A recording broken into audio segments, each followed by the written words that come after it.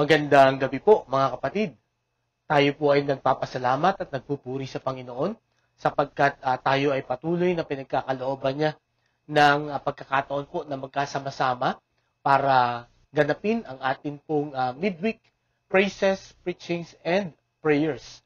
Salamat sa Panginoon sa patuloy po na kalusugan, maayos na pangangatawan na kanyang ibinibigay sa atin. Bagamat marami po sa atin ang meron pa ring ubo at saka sipon, no? Patuloy po natin na ipanalangin ang kagalingan at kalakasan ng atin pong Panginoon. Sa atin pong pagpapatuloy, atin na pong buksan ang atin pong mga Bibles sa Luke chapter 1 verse 25. Luke chapter 1 verse 25, ang sabi po dito, "The Lord has done this for me," she said. "In these days, He has shown His favor and taken away my disgrace among the people." Pagpalain po ng Panginoon ang pagkabasa ng kanyang salita, tayo po ay manalangin.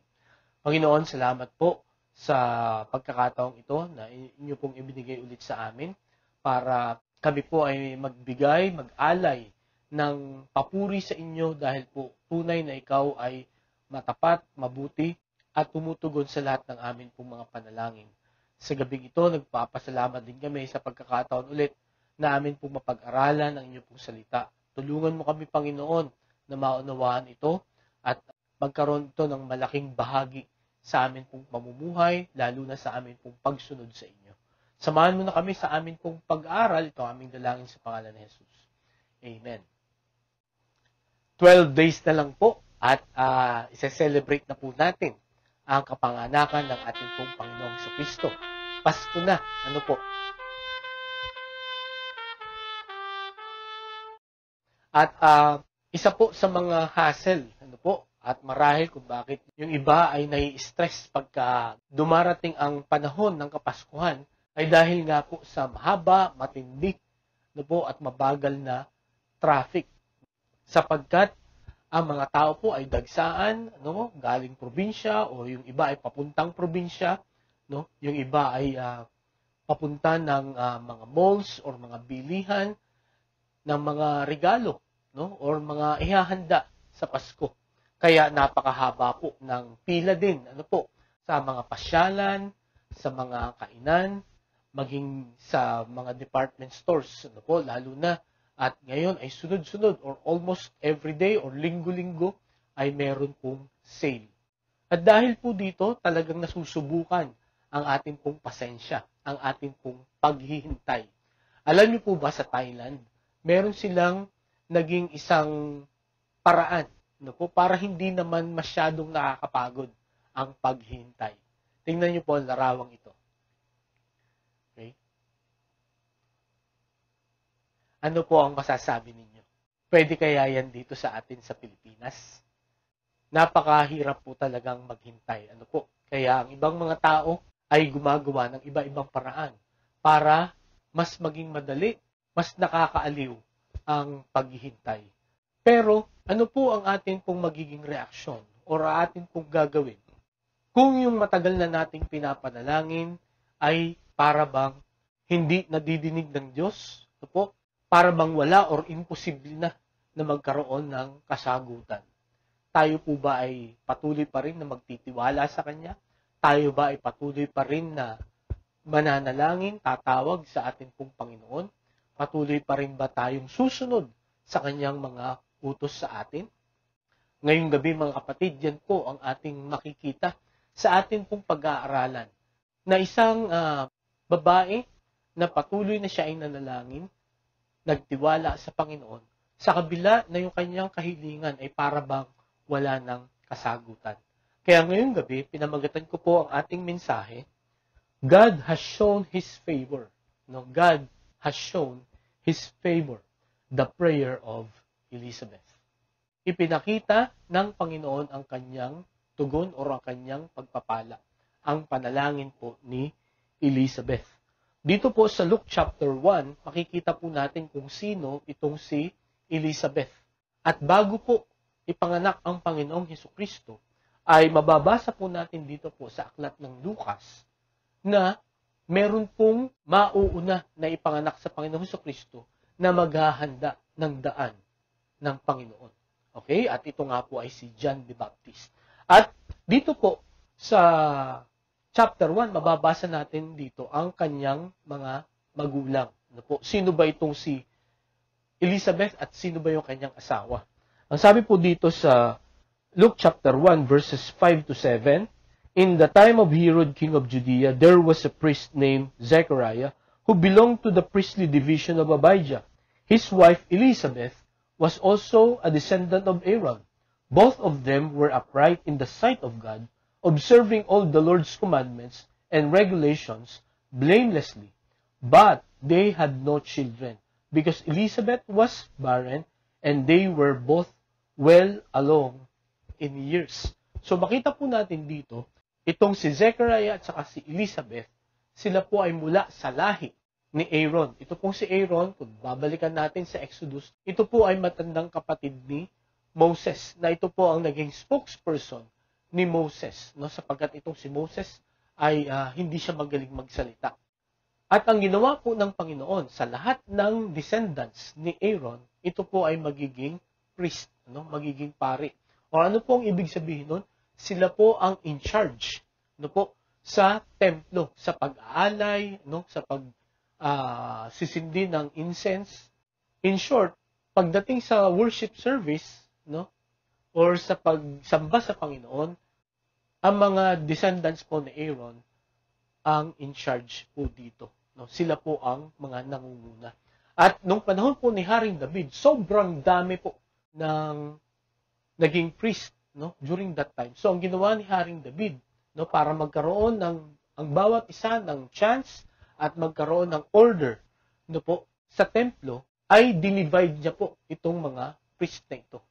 At sa panahon pong ito ni Zechariah, ay meron daw pong 18,000 priest, no, na in charge sa temple. At grinupo po sila, no, dinivide sila, at itong pong si Zechariah ay buhat sa grupo ni Abijah, no? At yun nga po, maging ang kanyang napangasawa na si Elizabeth ay galing din po sa lahi ni Aaron. At ang isa pa po makikita nating description ng mag-asawang ito, both of them were upright in the sight of God, no? Silang mag-asawa ay matuwid sa harap ng Diyos. Ang ibig sabihin, no po, they observe all the Lord's commandments and regulations blamelessly. So talagang sinusunod nila lahat ng utos ng Panginoon, no? At wala kang maipipintas sa kanilang dedication. Okay? Pero, sabi sa verse 7, they had no children because Elizabeth was barren and they were both well along in years, no? Wala silang anak dahil si Elizabeth ay baog at sila ay matanda na. Okay? Makita po natin dito sa sitwasyon ito na sa kabila ng kanilang katapatan, sa kabila ng kanilang paglilingkod sa Panginoon, makikita natin na hindi sila biniyayaan ng anak, no? At yun nga, sila ay matanda na sa puntong ito. At kung itutuloy po natin ang pagbabasa, nung panahon na ni Zechariah na siya na po ang mag-serve sa temple, ay nagpakita si Gabriel, no? Ay nagpakita sa kanya si Angel Gabriel at binigyan siya ng magandang balita na sinabi na magkakaroon ka ng anak at ang ipapangalan mo ay John. Ngunit itong si Zechariah, sabi sa verse 18, Zechariah asked the angel, "How can I be sure of this?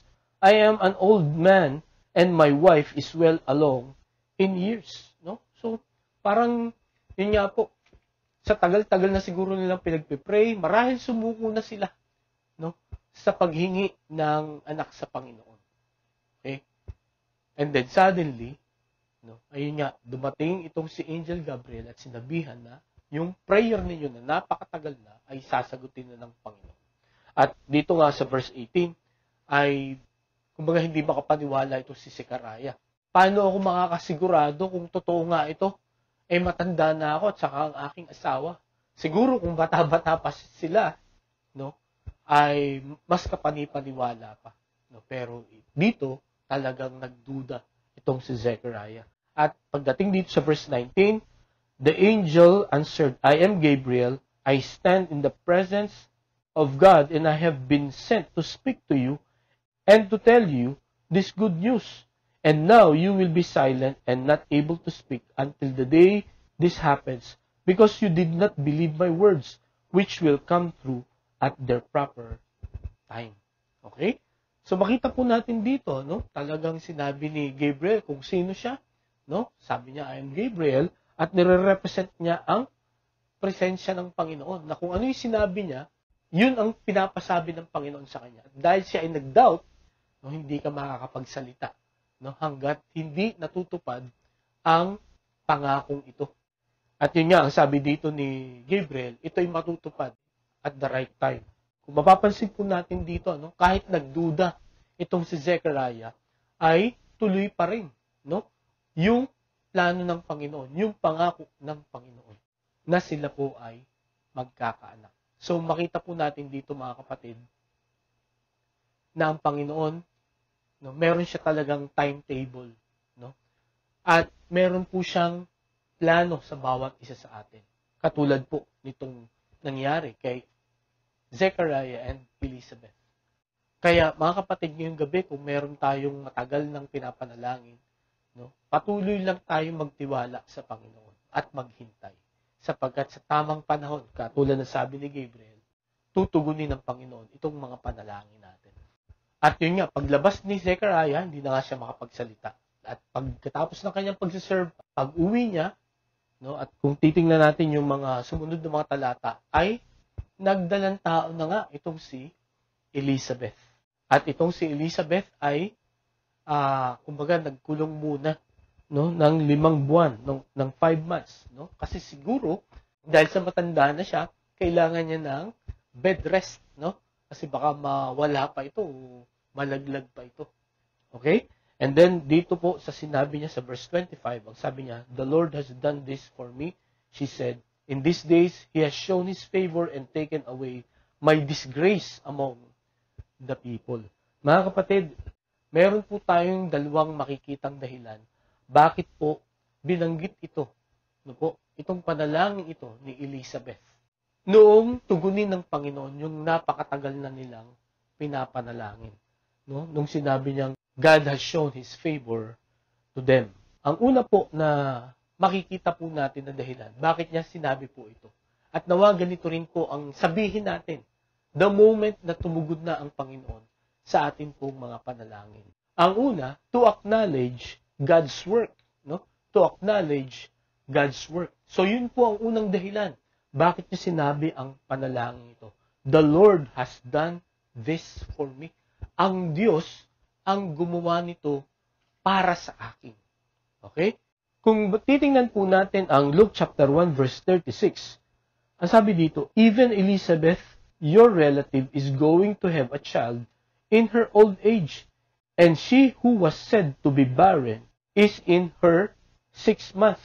So, ito pong portion na ito, na akin pong binasa, ay nung kausapin naman ni Gabriel, itong si Mary, at sabihin na siya rin ay magkakaroon ng anak. Yun nga po, ang tagapagligtas ay ipapanganak sa pamamagitan ni Mary. At dito sinabi po ng angel na ito ngang si Elizabeth din, no? Na dineclare na baog. Okay? She was declared barren, no, by marahil ng doktor, no, or ng mga tao na nakapalibot sa kanya at sa edad niya, no, ay kahit siya, no, si Elizabeth at si Zechariah ay tinanggap na hindi talaga sila magkakaanak at imposible na sila ay magkaanak. So ito pong pangyayaring ito ay nakita rin natin, no, kay Zara, kay Rachel, at maging kay Hannah, no? Yan po yung mga napag-aralan natin previously na talagang they were declared barren, no? Lalo na itong si Sarah at saka ito nga pong si Elizabeth, no? They were declared barren, and at the same time they were advanced in their age already. Ibig sabihin, matanda na sila at imposible na talaga na sila ay magkaanak pa. Ngunit sa himala, sa kapangyarihan ng ating pong Panginoon, sila po ay nagdalang tao. Si Elizabeth bagamat imposible sa mata ng tao at sa science, na siya ay magdalang tao, pero with God, nothing is impossible. Yun po ang sabi ni Gabriel kay Mary, Kasi hindi niya rin mapaniwalaan yung proseso ng kanyang pagkakaroon ng dinadala sa kanyang sinapupunan ng walang asawa, Ang sabi ni Gabriel sa verse 37 in chapter 1, "For nothing is impossible with God."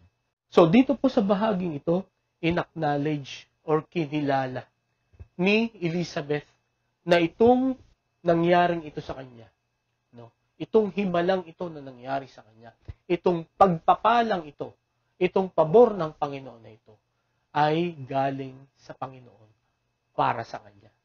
Hindi ito bunga ng siyensya, O hindi ito dahil sa kung ano pa mang bagay, or paraan na kanilang ginawa para siya ay magdalang tao. Kundi ito po ay dahil sa kapangyarihan ng Panginoon. Napakahalaga mga kapatid na sa buhay po natin, lagi po nating kilalanin ang pagkilos ng Panginoon. Ang sabi po sa Proverbs chapter 3 verse 6, "In all your ways acknowledge Him, and He will make your paths straight." Okay? Or, sa King James, "and He will direct your path." Okay?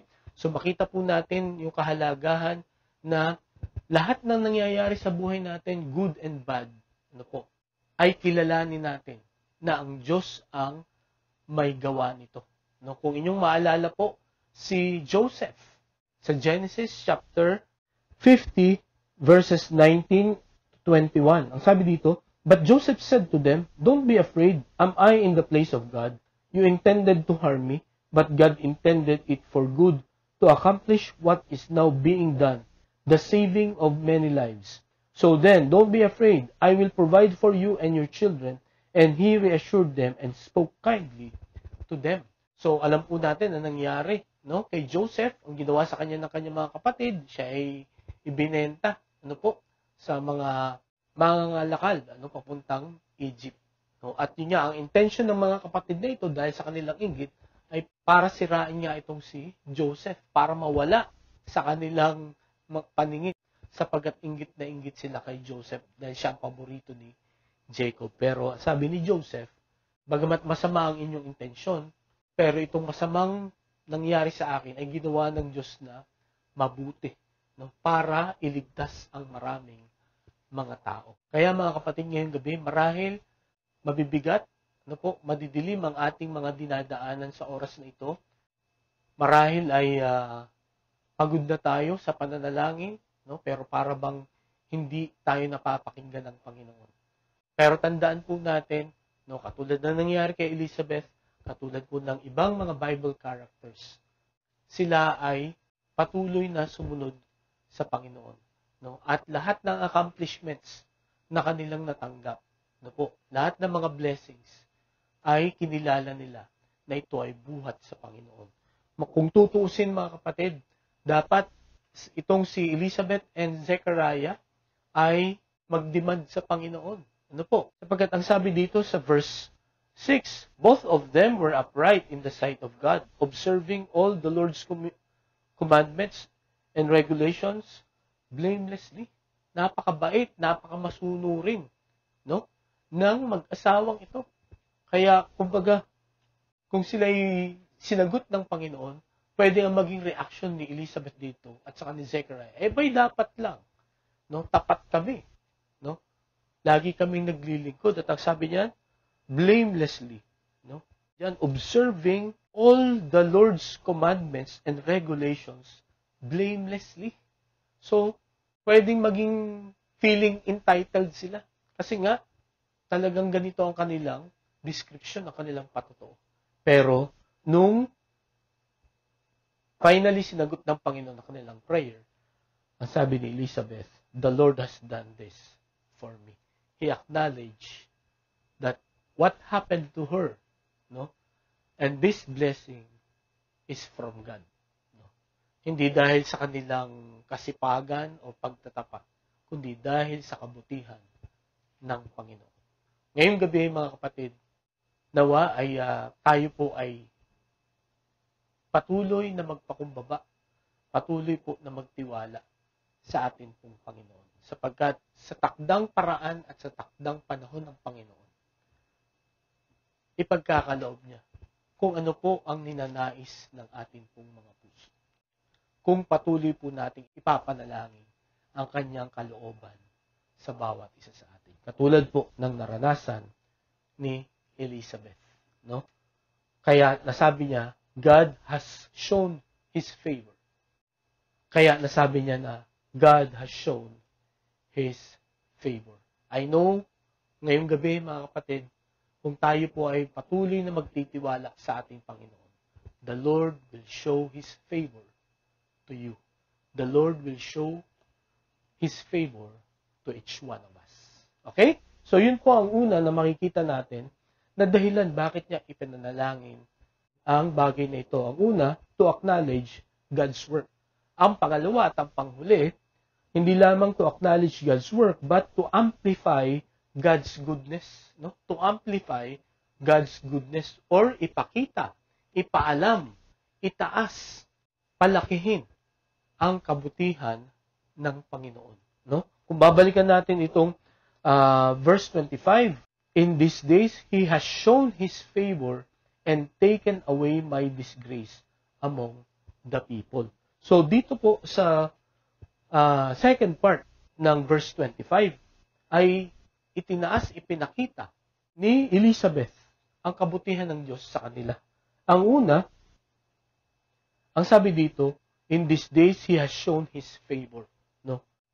Ang una na inamplify niya or pinakilala niya, pinaalam niya, no, about God's goodness is God blessed her with a son.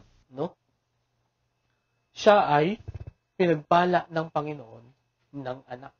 Okay? Sapagkat, alam niyo po, sa mga Hudyo, big deal po ang pagkakaroon ng anak. At malaking kahihiyan pagka wala kang anak. Ang sabi po sa Genesis chapter 17 verse 6, I will make you very fruitful, I will make nations of you, and kings will come from you. Ito po ang pangako ng Panginoon kay Abraham. Ano po? Na ang sabi niya, I will make you very fruitful. So itong lahi ng Israel, ang pangako ng Panginoon ay palalaguin niya, pararamihin niya. Ayon po sa observation, no? Madaling manganak ang mga Hudyo. No, kung maalala niyo po sa Exodus, no po, nung dumami na ang mga Hudyo sa Egypt at sinabi ng Pharaoh na patayin ang mga bata, no, 2 years old below, sapagkat ang bilis nga ng pagdami, no? Ang sabi doon, no, bago pa dumating yung midwife, no, nakapanganak na yung mga nanay. So ganun po ka productive ang mga Hudyo pagdating po sa mga anak. At ang sabi pa po dito sa Psalm 127 verse 3, sons are a heritage from the Lord. Children a reward from Him. So, napakahalaga po sa mga Hudyo, lalo na sa mga ladies, na sila po ay magkaanak pagka sila po ay nag-asawa na. Sapagkat ito po, pagkakaroon ng anak ay isang katunayan na pagpapala ng Panginoon. At ito pa po ang sabi sa Psalm 128 verses 1 to 3, blessed are all who fear the Lord, who walk in His ways.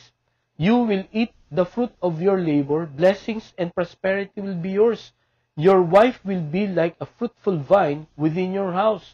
Your sons will be like olive shoots around your table. Verse 4, thus is the man blessed who fears the Lord. So again, ang pagkakaroon po ng anak ay katunayan ng pagpapala ng Panginoon dahil ang mga tao ay natatakot sa Kanya, no? Sumusunod po sa Kanya. So para bang pagka wala kang anak, no po, ang interpretation lagi ng mga tao na makakasalamuha mo, makakakita sa iyo ay there is something wrong with you, no? Meron kang ginagawang kasalanan. Meron kang sekreto na kasalanan na itinatago, na kailangan mong pagsisihan. Imagine that, no? Kung titingnan po natin yung description nitong mag-asawang ito, no? They are blameless, no? They obey the Lord. At ang sabi dito, both of them were upright in the sight of God. No, sa mata ng Diyos, no, matuwid sila, hindi sa mata ng tao, sa mata ng Diyos mismo. Sila ay matuwid. Pero wala silang anak. Kumbaga, kahit na anong sipag mo, kahit na gaano ka katapat, no, pagka wala kang anak during that time, no, ay laging may question. At ang hirap nun, no, mamuhay ng gano'n na ang nakapalibot sa iyo ay gano'n ang iniisip. No? May sikretong kasalanan ka na itinatago. Okay? Eh wala naman. That's why, nung sinagot ng Panginoon, finally si Elizabeth, he amplified the goodness of God. No? Lahat ng nakalagay po, no, dito sa Genesis, dito sa Psalms, no, na dahilan kung bakit may anak ang isang tao ay natupad sa kanila, no? Because God has blessed them. Mga kapatid, sa mga blessings na atin pong natatanggap, papaano po natin itinataas ang Panginoon? Papaano po natin ipinapakita sa mga tao, no, na itong mga bagay na ito na ating natatamasa, no, ay galing sa Panginoon? Hindi ko po alam kung ito ay naaalala nyo, no, na every time na may blessing, tayo po ay magpasalamat sa Panginoon. Sometimes, pagka pumasa tayo, no, pagka tayo ay natanggap sa trabaho or na-approve yung ating mga proposals, sometimes nalilimutan natin na magpasalamat sa Panginoon. Si Elizabeth po, no, sa tagal na kanyang paghintay, nung dumating finally ay sagot ng Panginoon, in-acknowledge niya, no, kinilala niya na ito'y buhat sa Panginoon. At pangalawa, kanyang ipinaalam sa mga tao ang pagpapalang ito, ang kabutihang ito ng Panginoon sa bawat isa. Kaya mga kapatid, sa mga pagpapala na atin pong matatanggap, sana hindi natin malimutan, no, na hindi lamang magpasalamat ng tahimik, kundi i-share po natin itong blessing na ito. No? Ipaalam natin sa mga tao that God answers prayer, that God listens, no, to our prayers. Okay po, so yun po ang una na makikita natin na in-amplify niya or ipinakita o pinakilala niya, no, na kabutihan ng Diyos. No? God blessed her with a son. Secondly, God removed her shame. No? Tinanggal ng Panginoon ang kanyang kahihiyan. Gaya nga na sabi ng Psalm 127 verse 3, makikita po natin dito, no, na ang anak ay mana. No? Ito ay pagpapala na buhat sa Panginoon. At kung wala ka nito, ibig sabihin hindi ka pinagpala. Ibig sabihin may mga bagay na hindi ka sinusunod. Ngunit nung finally, no, blessed ng Panginoon, si Elizabeth, si Zechariah, ng anak, tinanggal ng Panginoon yung kanilang kahihiyan. Lalo na yung kahihiyan ni Elizabeth. Ano po? Ang sabi niya dito sa last part, and taken away my disgrace among the people. Ngayong gabi mga kapatid, kung tayo po ay maghihintay, tayo po ay mananatili na tapat sa ating Panginoon. No? Patuloy tayo maglilingkod sa Panginoon. Kahit na minsan ay para bang yung pinapanalangin natin ay hindi agad sinasagot. No? Kahit na minsan ay yung mga pangako ng Panginoon sa atin ay parang hindi agad natutupad. Tayo po ay magpatuloy. Kahit na tayo po ay pinagtatawanan ng mga tao, kahit na marami mga tao na nagagalit sa atin, no, katulad po ng experience na ito ni Elizabeth, no, magpatuloy po tayo sapagkat sa takdang paraan at panahon ng Panginoon, tutugunin niya. No? The Lord will deliver us. The Lord will remove our shame.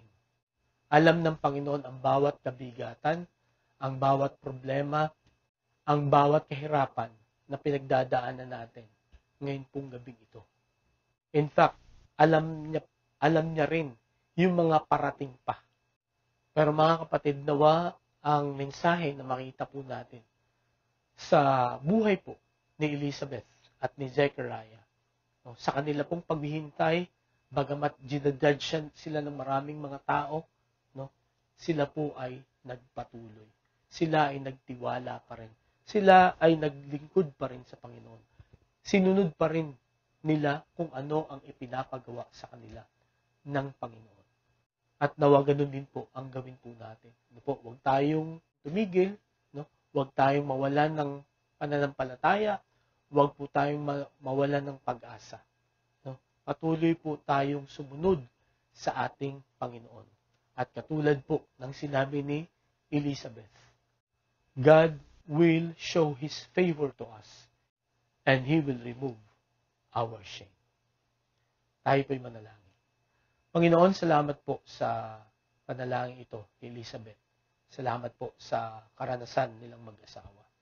May dahilan sila para magtampo sa inyo dahil sa kabila ng kanilang katapatan, sa kabila ng kanilang paglilingkod sa inyo, ay hindi mo agad sila binayaan ng inaasahan sa mag-asawa. Yun po ay ang anak. At dahil po dito, marami ang question sa katotohanan ng kanilang pananampalataya sa inyo. Salamat po at hindi sila nag-give up. Patuloy silang naglingkod at in your own time ay ibinigay mo yung pagpapala sa kanila. Panginoon, sa gabing ito, tulungan mo ang bawat isa na mayroong kabigatan. Tulungan mo po ang bawat isa na nawawala na ng pag-asa. Dalayan ko po na ang buhay po ni Elizabeth at ni Zechariah, ang mensaheng ito, ay muling magpalakas at magpasigla ng amin pong paglilingkod sa inyo. Na tulungan mo kami na maghintay.